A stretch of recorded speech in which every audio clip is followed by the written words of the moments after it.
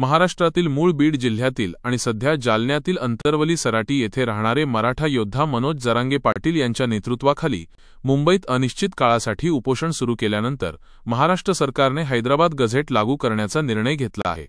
यासंबंधी सरकारची government resolution GR जारी केली जात आहे आणि त्याचा मसुदा मनोज जरांगे पाटील यांना दाखवण्यात आला। त्यानंतर मनोज जरांगे पाटील यांनी आपले अनिश्चित उपोषण संपवण्याची घोषणा केली। या उपोषणात समर्थन दर्शवण्यासाठी महाराष्ट्रभरातून हजारो मराठा समाजाचे लोक मुंबईत एकत्र आले होते। मनोज जरांगे पाटील, सरकारी प्रतिनिधी आणि माध्यमांच्या चर्चेत हैदराबाद गझेट म्हणजे काय हे जाणून घेण्याची उत्सुकता निर्माण झाली। चला त्याचे थोडक्यात आढावा घेऊया। हैदराबाद गझेट म्हणजे काय? हैदराबाद गझेट ही एक सरकारी ऐतिहासिक दस्तऐवज आहे जी त्या काळातील हैदराबाद राज्याच्या निजाम काळातील प्रशासनाने तयार केली होती।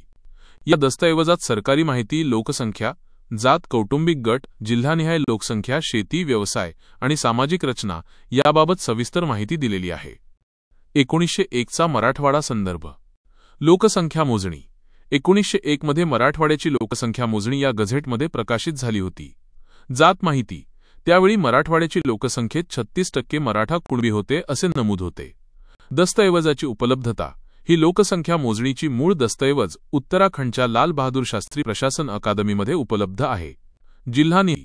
या दस्तऐवजात जिल्हानिहाय कुणबी मराठा लोकसंख्येची सविस्तर माहितीही दिली आहे। हैदराबाद गझेट ही एक ऐतिहासिक दस्तऐवज असून 1918 मध्ये निजाम सरकारने ती जारी केली होती। यात विविध जात, समाज व व्यवसाय यांची माहिती नमूद आहे। मराठा समाजाला कुणबी म्हणून समाविष्ट केले आहे।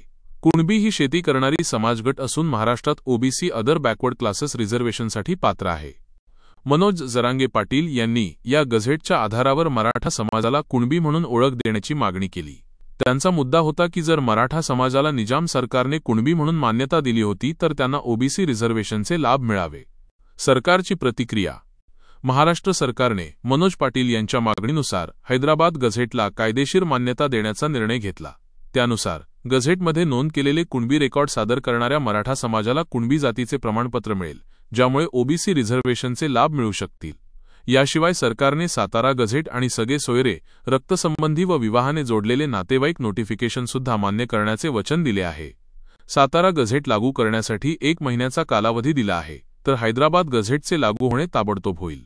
सरकारने हेही जाहीर केले की मराठा आंदोलनकर्त्यांविरुद्ध दाखल केलेली प्रकरणे सप्टेंबर अखेरीस मागे घेण्यात येतील। या प्रकारे मनोज जरांगे पाटील यांनी आपले 5 दिवसांचे उपोषण संपवले आणि सांगितले की सरकारच्या GR नंतर ते मुंबई सोडतील। ही घटना मराठा आरक्षण चळवळीत एक महत्त्वाचा टप्पा आहे आणि राज्यातील जातीय वर्गीकरण व आरक्षण यंत्रणेत महत्त्वपूर्ण बदल अपेक्षित आहेत।